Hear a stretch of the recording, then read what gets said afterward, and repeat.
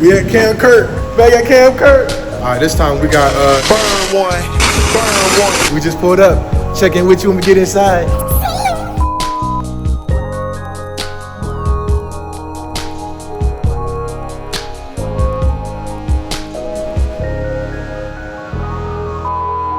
Hey man, if you're not in this shit, like I'm in this shit, Get out the way. if you're not trying to do what the fuck it take, Get out the way. a lot of you niggas is frauds.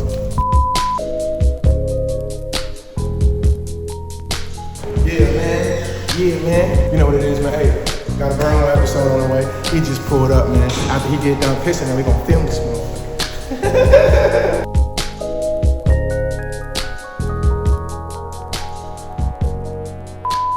Hey, man. Say, man. Back again, twin. This time it's different, though. Because last time it was last time. This time ain't like the last time. This time a new time. And this time, we got DJ Burn One in the motherfucking building, man. Hey, Burn One, come let these folks know what's going on, man. Man, it took 2 great floods to get this motherfucking interview locked in, man. Hey, we here, man. Burn one. Hey, Tamar. How you doing today, bro? Doing wonderful. You doing good? Yeah, man. You see I got my handy dandy. You know what I mean? You know what I mean? Hey, Tamar. gotta be prepared. First, man, I just want to say welcome to another episode of Miyoshi Radio, man. It's a blessing to have y'all here, man. It's a blessing to be a part of y'all's internet algorithm, if you will. Today, like I said, we got Burn One. First of all, I want to ask you what was it like growing up in Hateville, and did you f with the Dorf House? Oh, yeah, bro. Come on, man. The original Dorf House. Oh, Yeah, bro. People don't even know Chick-Fil-A started in Hateville. Yeah, hell yeah. Hell yeah. Sure, Kathy, the late great. Yeah, Sexy. Yeah, bro. Damn. I used to hit that Dorf House all the time, man, for sure. Nah, Hateville was dope, man. It was dope because we were right downtown. You know, Yeah. I grew up right off Cleveland Avenue. Yeah, you over there by the airport and all that. Right off, Yeah. right there by Cleveland and Stewart, you know, or Metropolitan now. But yeah, no, it was good, bro. We had a lot of good times, man. We had a spot called the Rec Center. Rec Center, what the hell was that? Literally just where you go play basketball. Oh, for sure. So I Like just a YMCA. yeah, yeah. For sure. Every hood gotta have one of them. All right, this next part is just shit I need to get off my chest. You know what I'm saying? Let's go. First of all, how many lab coats do you own, and is that the original? Oh man, how many lab coats, bro? I don't know how many lab coats I own. Damn, so there is more than one, ladies and Oh, gentlemen. it's a lot. It's a Just lot. in case you thought he was dry cleaning that one. Hey, It's a few of them bitches. Okay, Nah, how you buddy. around and go Dr. Evil? Was that on purpose? Doctor E. Was that? You know, Was that on purpose or what? yeah, bro. You know, probably like 4 years ago, I just wanted new swag, bro. I've been Yeah. hoodies and shorts forever, bro. So I was like, I just want to do something different. I was sitting with Paul, the owner of Tree Sound. He's a good friend of mine. Good guy. Shout out Yeah, Paul, man. And we were both sitting there, and I was like, man, I just want to do something bugged out. Yeah. I just want to show up to the studio, something crazy. Whacked out, yeah. And we were both sitting there, and at the same time, we both said Abbey Road.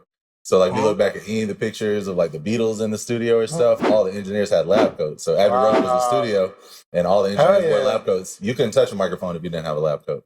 So this is like, You niggas not professional enough to touch these microphones in here. What do you do for fun outside of work? Like outside, you know what I mean? Outside of making music and being creative, what do you do for fun?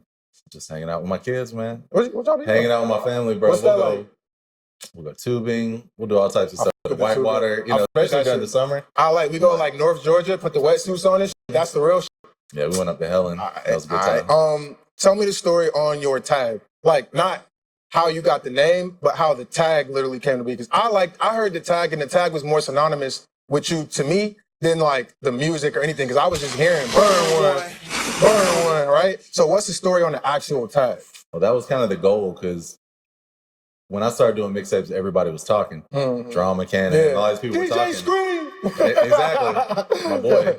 You know, and I was just like, it's just not me. Yeah. You know what I'm saying? So I Yeah. always wanted to just let the music talk. So I was like, I was just gonna let that and great music do the talking for me. But I remember I was on the phone with 2 of my homies, 29 from IAPTV and my homie GDB, and literally we were just talking, and I forget who said what, but one person was like, "Why don't we take the match lighting from Doggy Style?" Yeah, bro. Like And then that's literally, so I just player. heard an independent album from Macon. He's passed away now, but his name was J.A. And in the middle of the song, it was a smoke song, and in the middle, he just said, "Burn one, burn one." Thank And you. I literally just grabbed those two, and literally they just fit perfect. I didn't change nothing about how they Damn. were. Did you ever have a talk with him about that? Because I'm sure he heard it and was like, I know that voice. But so was it? Yeah, for sure. You know what? By time I actually, because I feel like we talked once while he was alive, and he was cool with it. And then by the time I went to actually like maybe go down there and meet with him, he had passed away. Sadly, God bless the dead, man. Yeah. All right, last question: Rocket Power or Jimmy Neutron? Jimmy Neutron. Ooh. Okay. No, I fuck with you. I had to think about it, but I fuck with it. Because at first, I'm like, why didn't he say Rocket Power? Why did he say Jimmy Neutron? But then I'm like, Jimmy Neutron is the better show. Anyway, first word that comes to your mind when I say EQ. I would say tonal balance. Tonal balance. I say rich, you say? And experiences. Rich in spirit. Rest in peace, homie Clem, man. Hey, man. When I say classic, you say? Chronic. When I say spirit, what do you say? Eternal. Ooh, you don't know about that eternal spirit. Hey, when I say swag, you say? Being yourself. Being yourself. Being confident, being yourself. Any advice right now for anybody who makes a living being a creative in 2025? What would you, what I'm saying, what would you, because I know you speak to so many different creatives, but if I use my creativity to pay my bills, what's a piece of advice that you would give me in 2025? Shit's different out here, gang. Oh yeah, no, absolutely. I would say with AI, bro, there's no more room for mediocrity. Mediocre beats, mediocre mixing, mediocre anything. Mediocre artwork, all that stuff is dead. Because now it's an algorithm that can, I would say if you don't have a battery in your back to be the best at what you're doing, it's going to be tough. My other thing would be release. I see a lot of people stuck in this holding pattern. Like they're waiting until they're ready. If I'd have waited till I was ready, y'all wouldn't have known any of the stuff I did back in the day. You know what I'm saying? Chicken talk kind of sounds terrible. All those mixes were like the first night that we did them. They were the first bounce. They weren't like workshopped and like, oh, let's tweeze this. And perfectly EQ that. It was just raw. And I learned on my feet. By putting out bad product, people would tell me as I consistently kept showing up to these CD stores how to make a better product. Hey, that's a Miyoshi fact for you bitch ass niggas, man. DJ Burn One. If that shit is sitting on your hard drive, it is not making you money. It is not making you fans. It is not making you anything. It's not making you better. It's not helping you grow. Put that shit out, even if it's bad, because we like bad shit too. Go back and listen to some of your favorite fucking shit. Them beats wasn't shit. Niggas wasn't mixing shit. Niggas was one shot and everything. Everything was everywhere. I'm telling you, put that shit out, man. You never fucking know, man. Anywho. Absolutely. We talked about it a little bit earlier. We talked about being from Hateville, but I want to talk about family a little bit. You have a wife and kids? You got your... Okay. I want to ask you, how do you keep your home life separate from what you do for work? Because what you do for work just so happens to be entertainment, and everybody likes entertainment. So how do you separate being DJ Burn One and being dad at home? I try to just be fully present when I'm with them. What does that look like on a day-to-day? Trying not to check my phone 1,000 times, not being immediately responsive, just being out of pocket, especially over the summers where I have them pretty much all summer. Just being locked in with them and living in their world. It's cool to just see the world through their eyes. That should help you, like, somehow. It's like a fountain youth. It's like, it's like a palate refresher for life. Come on, gang. It's like so much of life is like bills and this, that, and the other. Yeah, bro. You got to follow these rules. And you see them, they just like, like, I don't care about none of that shit you talking about. It's crazy, bro, because I obsess so much over the small things in production. And my kids will just like smash on the keys or smash on the beat machine and it'll sound good. And it's like, you could literally just have fun. Damn. And still make something great. Without it being completely sometimes it's a such thing as being over knowledgeable, man. You know what I'm saying? Over informed, I should say. My favorite shit you've been a part of so far. We met, just for background, ladies and gentlemen. I met Burn One at Tree Sound. He had a speaking engagement at Tree Sound. I went and attended. Got a chance to lock in with him. Saw he was a very solid dude. I knew, you know what I mean? I had to come listen to him speak, man. I had to come. And I seen some of the things that he was into as far as just talking to kids and teaching kids. And, that shit inspires me, bro. But at the same time, this man is turned the fuck up. I want to say that because Yellow Wolf, Trunk Music, A$AP Rocky, Houston Old Head, another A$AP Rocky song as well. But I want to ask you, were you a part of Don Toliver's Lovesick intro? Yeah, I co-produced that. I just got a gold plaque for it, Yep, shout out to my boy Cardo. Turned up. Yep. This is turned up. Shout out Cardo, man. Shout out Don Toliver, man. That's legendary, bro. That's probably my favorite album by bro. And to know that you had something to do with that shit is gangster. Hey, That's gangster. Hey, it was dope, bro. I was glad to be couple part of it. honorable mentions though. Mhm. You know, we got our Gucci Mane chicken talk. Can you give the people, man, just a cool little Gucci Mane story, bro? Just because there's some kids sitting at home right now that probably think that they can't even fathom. They's probably sitting next to the next Gucci Mane and can't in confidence say, you know what, let me make a mixtape with you, man. Let's record together. Let me make some beats. Let's do this, let's do that. They too scared, they too pussy because it's not going to pop like Gucci Mane pop. So give us a Gucci Mane story that's going to inspire the people, man. Oh man, when I first met Gucci, it was right before, maybe a couple months before So Icy came out. And, you know, he hadn't had any success yet. Yeah. And literally, he played me So Icy for the first time. And I was like, all right, you know, and I told him, I was like, let's do a mixtape. He didn't know anything about it. He was working on Trap House at the time, the beginning of it. And he was like, I'm not really interested, which I appreciated. Yeah. You know, a lot of people bullshit you anyway. So circle back a year later, So Icy comes out, blows up. He releases some other music, doesn't do so good, and he hits me up. So wait, did he just have So Icy at the time? Or was he working on another project? So Icy was just what his single was? When I met him, literally, I met him because I called the radio station. I was at this point of just trying to find different artists to link with. Yeah. And they had the black tea response to white tea. It was a label called Never Again. So it was like him and 9 other dudes on this song. So this is perfect, exactly what you're asking. So I just go in the phone book after I hear Greg Street say Never Again Records. I look in the phone book and find Never Again Records. So at 4:30 after I get out of school, I'm high school. I'm like a senior. It's so I call Never Again Records, thinking somebody's gonna be there. And Gucci Mane just happens to be the one. Oh shit! The only one there. Picks up the phone. Is Mr. Gucci Mane? He immediately, as soon as I get over here, immediately takes me to Zay's house and plays me So Icy. No fucking way. You know, but I think even him just picking up the phone, he was so ready to work. And then the whole time while we're working, he was just having so much fun rapping. Like he'll go in the booth, freestyle for hours, not mess up, and just come out laughing. Just having a great time. You know, I think everybody's so money motivated, which it is great to be able to pay your bills off of music. Like it. You know, but I think like having that passion for something, you gotta have that passion. There's a lot of people who want it, but it's like, do you need it? Do you need How bad do you need it? Do you need this shit like you need to breathe? Do you need this shit like you need to eat, man? Like he needed to rap. I'm trying to tell you, bro. Some people you have to like drag them to the studio. Yo, you should really get in and work more. Those type of artists, I don't really find myself working with often. Y'all hear it?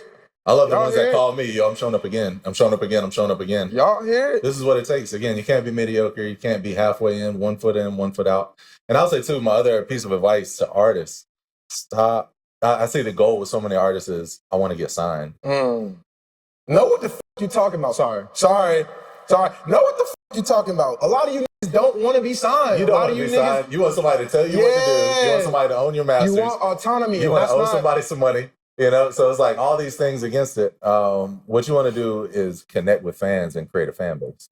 That's what you want. You want a fan base. You want people that are going to become, when they see your name, like you said, you heard my tag became more synonymous than anything else. Right. That was the brand. Bro, I didn't know what you look like. That was the brand. That was all I needed. You know, I didn't need to brand myself. I didn't need to talk. I didn't need to do any of that. I just need to hit that tag one time. I love that though. I love that. You're so well-rounded, bro. Like that's dope. You know what I'm saying? And to come up with the idea of just physical branding on your own, because a lot of people need to be told that they got to change their hair or change the way they dress or change the way they talk or, show up different for people who, strangers. But for you to not have anybody like forcing that down your throat and for you to actually take it upon yourself to be like, I'm gonna wear this fucking trench coat. I think, you know what I'm saying? I think, hey, nigga, I look professional. And the reference to the Beatles is also super tight. That's super, and I never knew that. That's a fun fact for you bitch ass out there.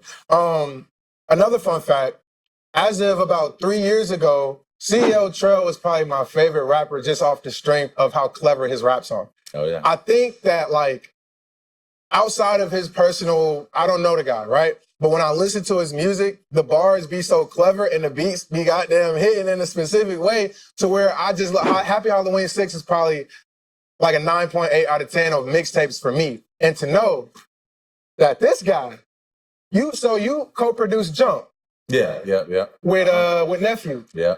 One of my favorite songs on the fucking tape. And when you hear it, it stands out it stands out. And the fact that you had something to do with it is a testament to everything you fucking stand for. Speak to it. Hey, man. Yeah, I connected with C.O. Trail. I was just a fan of his music like yours and hit him up and there was mutual respect. Bro, you fucking hard. Appreciate it, man. We went to Tree Sound, same room, Studio A. And I recorded him and Nephew doing that. And, bro, that was like the rap Olympics right there. They were both in the booth going bar for bar, just coming up on the top of their head. And by the time the next one would get up to the mic, they'd be ready. And I was barely just pulling the last track down.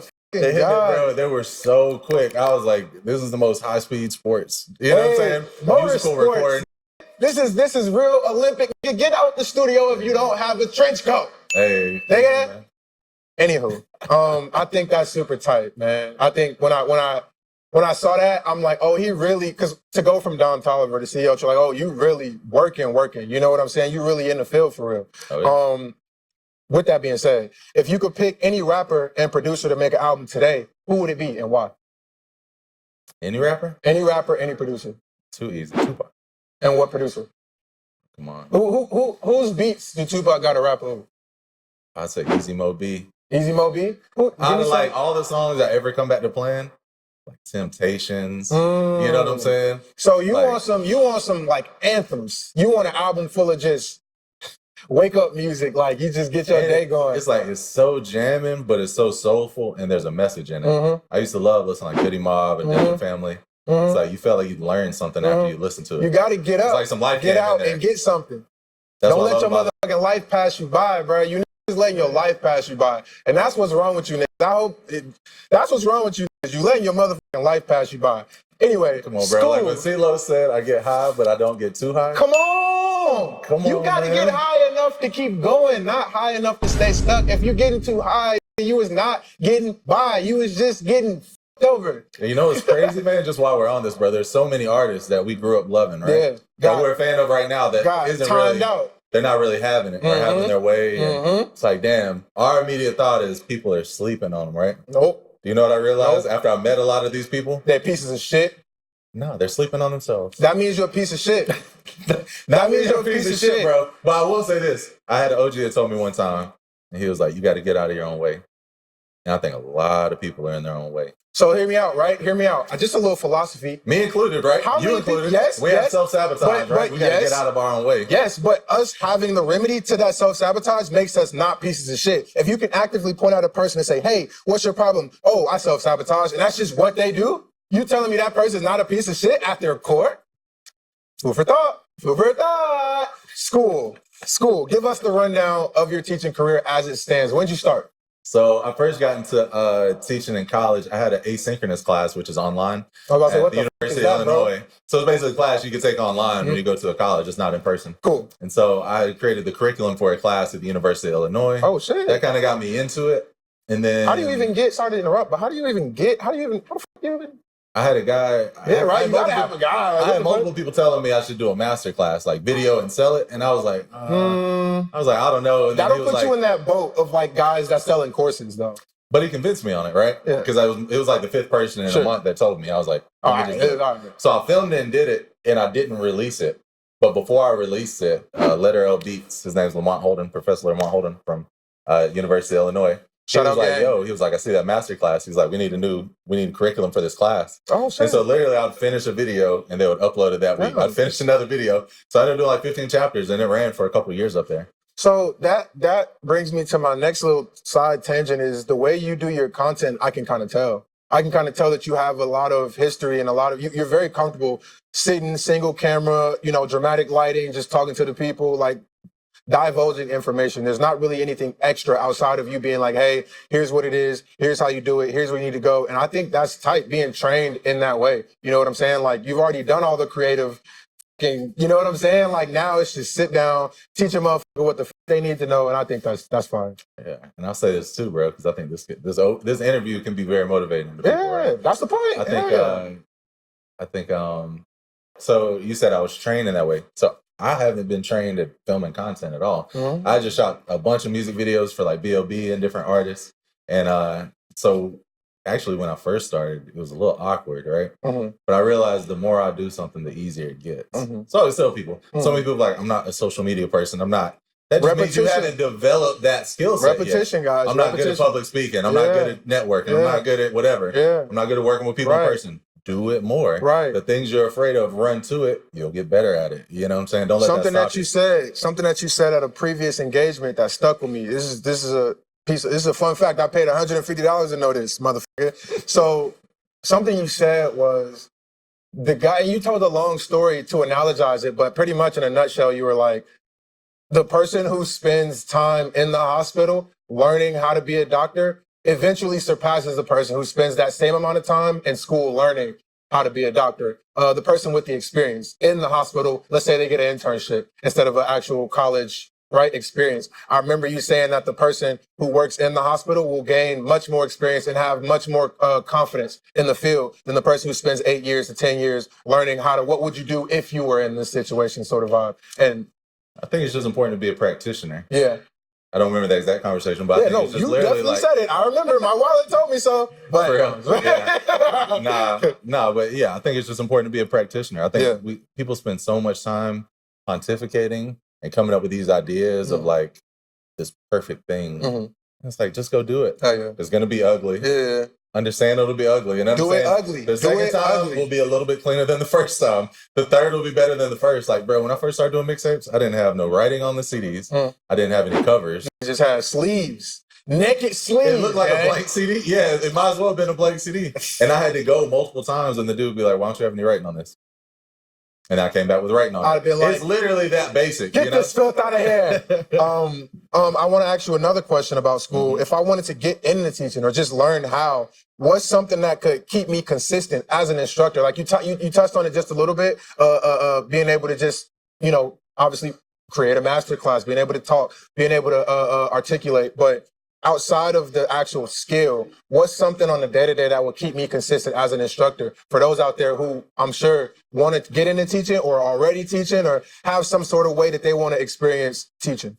I would say, I think what's really good about our Georgia State program, because it's Ben Jonas, myself, and Dos Diaz. Shout out again, Georgia State University. What the going on? Hey, bro. Dos just got a #1 record last year with Summer Walker. Oh, yeah? He co-wrote and engineered Heart of a Woman for Summer Walker. And he's teaching at our school. I just got a gold record from this Don Tolliver plaque, and then Ben is doing great things like he arranges strings for Zed and all types of stuff. Oh, yeah. So I think it's really important to not only understand what has come before us, but keep up with what's going on today and where things are going. It's really important to me while I'm teaching my students.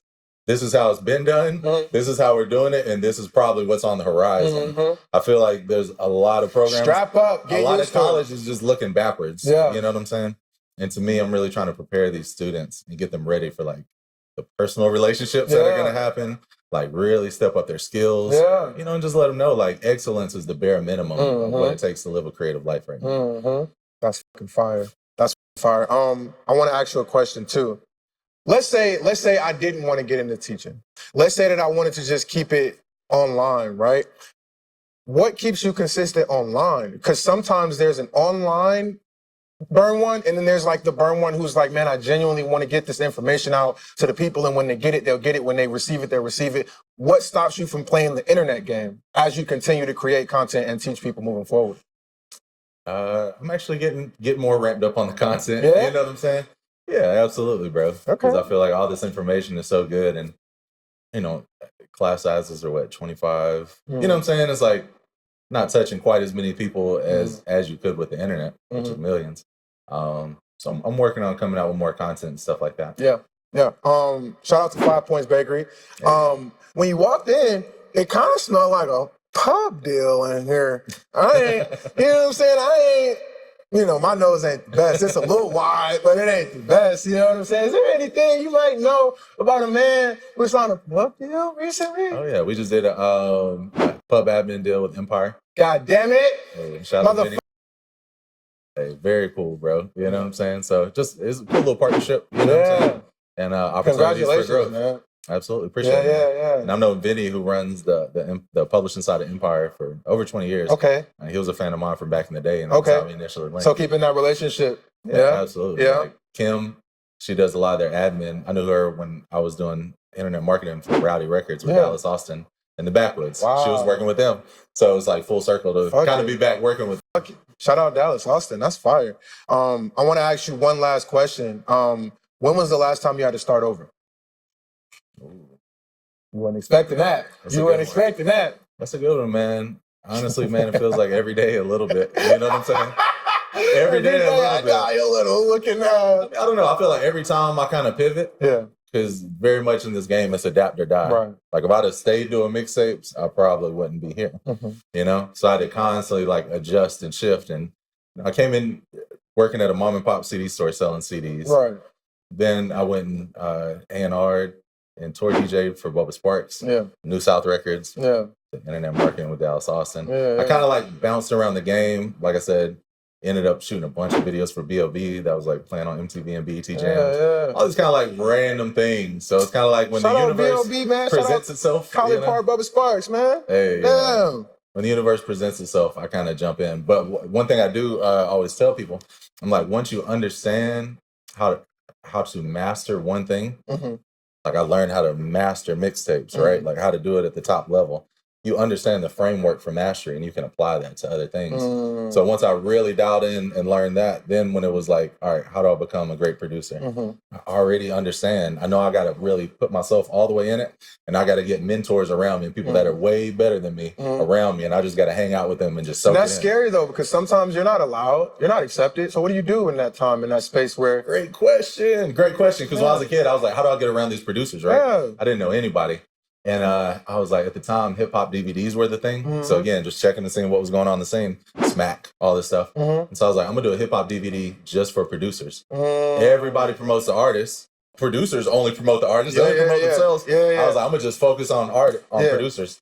And I went and interviewed DJ Toon, a bunch of other people, Mr. Plaques. DJ, a bunch Damn. of people. And what I did was, I had a friend who went to the Art Institute. I used their lab to edit. There was YouTube wasn't even a Piecing thing. that shit together. Taught myself how to edit on Final Cut. I had a friend that had a camera. He showed up and just filmed it, just gave me the footage. And anyway, so I did it, printed it up, put it out. And so when they started going to these CD shops, they started seeing their name and stuff on this. They bought it and they're like, oh, They're shit. like, oh, you really do this shit. You were a man of your word. Yeah. You kept your word. Yeah. And so next time I'm in the West End, I just call them, yo, Mhm. Toon, I'm in the West End. Come through, youngin'. Yeah. That's my easy. It's like just showing up, providing value, not asking for anything. Like I didn't ask for a mentor. Slow down, because there's a guy at home right now who just finished smoking a blunt. He got his boxers on. He ain't did shit. It's motherfucking 2:53 on a Friday. He ain't did shit today. You know what I'm saying?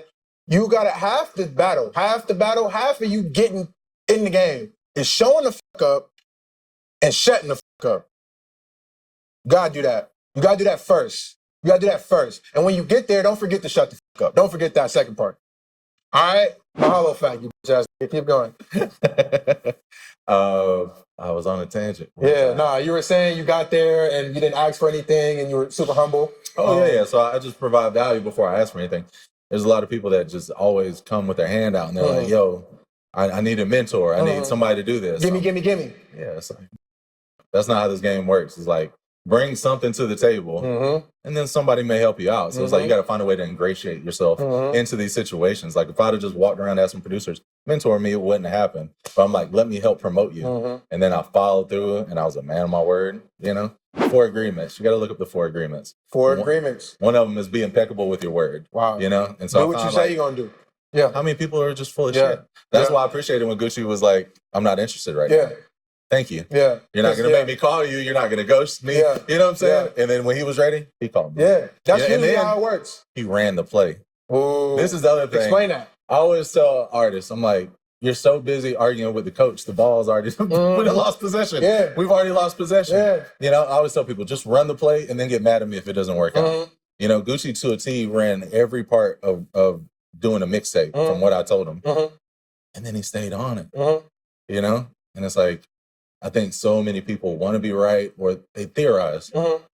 Oh, but what if we dropped in April instead of February? It don't matter. Yeah, don't guesstimate my shit. I heard somebody say Thriller dropped in, I forget what month it dropped. If it would have dropped the next month, it's still fucking Thriller. You know what I'm saying? Thriller today. So it's like all this extra thought of being like, oh, what is the algorithm like? Or what is this? Stay consistent, drop. Stay consistent. Keep dropping heat. Show up to the studio. Drop it. Release it. You know? Yep. A++, man. A++. God damn, DJ Burn 1. Thank you, man. Hey, thank you so Show much, up. bro. Yes, sir. It's Really been good real. conversation. Of course, man. Of course, I knew we was gonna have a good conversation. That's why I had to get it in, man. I appreciate y'all for listening, man. Burn One, what's next, man? I know you got, your pub. I know y'all got to get to work. I know you got your class. I know you got what's next. What's new? What can we expect? I'm about to start dropping music. Oh, Hey, come on, bro. It's been a minute since I was dropping music. what? Anything you can tell us? Yeah. So I got a single with Steve Arrington from Slave, Yeah. DJ Quick, Yeah. his son, Yeah. David Blake Jr., and Corrupt. Man, get the I got a fuck out record of with them town, about bro. to drop. I got a record with Miles Yachts, who had the walkthrough record last year. We got a new joint called Stick It. It's about to come out. Burn One, looking at, hey, man. No, we got a lot of new shit that's about to Yeah, drop. man. I'm just about to start dropping songs with artists. My new thing, if I do a record with an artist, I'm like, one for you, one for me. Bro, do you like Tony Snow? Love Tony Snow. Bro, why don't you link with, bro? You don't know Snake? You link with, bro? I got his number, bro. I'm gonna hit him as soon as we get done, bro. I've been wanting to link with him. He gonna see this shit, Tony. You see this shit? What's up, boy? Hey, y'all need to make a song, Bro, I listen to I Can't every day. Bro, that man he like CEO, like they're real clever. They make really good raps. It's damn near like it don't even matter to beat. Obviously it does, but sometimes it's like poetry, Oh, yeah. Burn One, everybody, man. Thank you. Signing out. See ya. Yo, Sersky just wrapped up the Burn One interview, man. And I told y'all before I walked in the door that if you have stepping, then you can't step near me. And then Burn One came and told you so. You sitting at home, man, get the fuck up, because I'm doing what it takes. What are you doing? Mr. Miyoshi. Access granted.